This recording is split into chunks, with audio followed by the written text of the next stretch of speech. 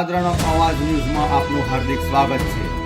આજરોજ પાદરા નગરપાલિકાની દબાણ શાખા ટીમ પોલીસ સાથે ઉતરી સપાટો બોલાવ્યો હતો। તે દરમિયાન નેશનલ હોકર્સ ફેડરેશન સાથે ભીમ આર્મી મેદાને ઉતરતા એક્શનનું રિએક્શન જોવા મળ્યું હતું। તેમજ કેટલીક લારીઓ જપ્ત કરાતા નેશનલ હોકર્સ અને ભીમ આર્મીના લીડરોએ ઓર્ડર કોપી માંગતા કોઈ કોપી કે જવાબ ના મળતા પાદરા ચીફ ઓફિસર સામે ફરિયાદ કરાઈ હતી।